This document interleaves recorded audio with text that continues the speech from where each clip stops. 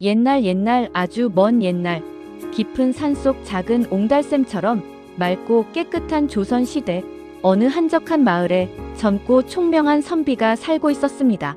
이 선비는 마을에서도 알아주는 수재였지만 워낙에 성품이 엄격하고 융통성이 부족하여 마을 사람들은 은근히 그를 돌선비라고 짓궂게 불렀습니다.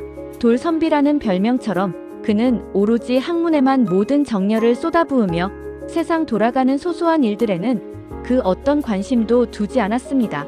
그는 늘 손에서 책을 놓지 않았고 깊은 밤에도 등불을 밝혀 글 읽는 소리가 끊이지 않았습니다. 마치 속세와 완전히 단절된 수도승처럼 오직 책 속에 파묻혀 고독하게 지내는 것이 그의 유일한 일상이었습니다. 그러던 어느덧 무더위가 기승을 부리는 여름밤이 찾아왔습니다. 선비는 여느 때와 다름없이 밤늦도록 책상에 앉아 책을 읽고 있었습니다. 창밖에서는 시끄러운 매미 울음소리가 쉴 새 없이 귓가를 맴돌았습니다. 선비는 흐트러진 집중력을 가까스로 붙잡고 책에 몰두하려 애썼지만 귓가에 맴도는 끈질긴 매미 소리에 쉽사리 집중할 수 없었습니다. 좀처럼 글에 집중하기 어려웠습니다. 바로 그 순간 고요를 깨고 옆집 담장 너머에서 어디선가 은은하고 아름다운 노랫소리가 마치 꿈결처럼 들려왔습니다. 맑고 청아한 마치 꾀꼬리 같은 여인의 목소리였습니다. 선비는 깜짝 놀라들고 있던 책을 덮고 숨을 죽인 채 노랫소리에 귀를 기울였습니다. 은은한 달빛이 쏟아지는 고요한 여름밤, 여인의 애절한 노랫소리는 더욱 애틋하고 간절하게 선비의 귓가에 파고들었습니다. 달 밝은 밤에 홀로 앉아 그리운 임 생각하네. 애절한 여인의 노랫소리는 굳게 닫혀있던 선비의 메마른 가슴을 잔잔하게 흔들었습니다. 그는 난생 처음 느껴보는 걷잡을 수 없는 묘한 감정에 휩싸였습니다. 굳게 닫혀있던 선비의 완고한 마음에 작고 미세한 파문이 일기 시작한 것입니다. 하지만 선비는 당황한 듯 이내 굳게 마음을 다잡았습니다. 나는 촌음을 아껴 학문에 정진해야 할 선비다. 한낱 여인의 노랫소리에 마음이 흔들려서는 결코 안 된다. 그는 애써 감정을 억누르며 다시 굳게 책을 펼쳐들고 억지로 글을 읽기 시작했습니다. 하지만 신기하게도 그날 이후 밤마다 어김없이 여인의 아름다운 노랫소리가 몽환적으로 들려왔습니다. 선비는 애써 무시하려 몸부림쳤지만 귓가에 맴도는 감미로운 노랫소리는 밤마다 그의 귓가와 뇌리를 떠나지 않았습니다. 선비는 점점 더 깊은 밤에도 잠을 이루기 힘들어졌고 당연히 학업에도 제대로 집중할 수 없게 되었습니다. 마음은 점점 더 복잡해져만 갔습니다.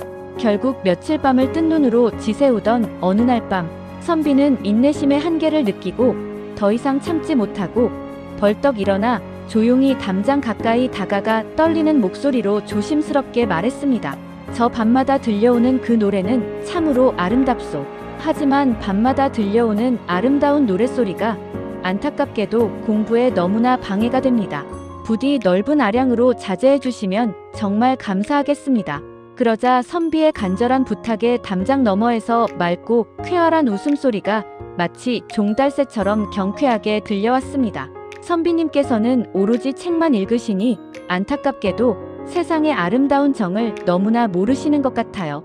제가 부족하지만 선비님께 세상의 아름다움을 조금이나마 가르쳐 드리려 했는데 오히려 공부에 방해가 되었다니 정말 유감입니다.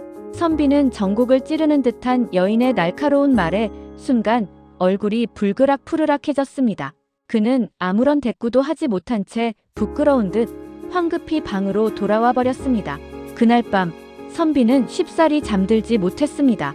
여인의 맑은 웃음소리와 함께 세상 정을 모른다는 그녀의 싸늘한 말이 자꾸만 귓가에 맴돌아 괴로웠습니다. 며칠 뒤부터 놀랍게도 그토록 아름답던 여인의 노랫소리는 거짓말처럼 더 이상 들려오지 않았습니다. 선비는 바라던 대로 다시 고요한 밤에 평화롭게 책을 읽을 수 있게 되었지만 이상하게도 마음 한구석이 텅 빈 것처럼 허전했습니다. 이제는 그 애절하고 아름다운 노랫소리가 걷잡을 수 없이 사무치게 그리워지기 시작한 것입니다. 선비는 며칠 밤낮으로 깊은 고민에 빠졌습니다.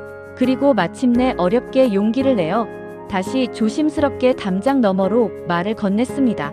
혹시 오늘은 그 아름다운 노래를 더 이상 부르지 않으시는 겁니까?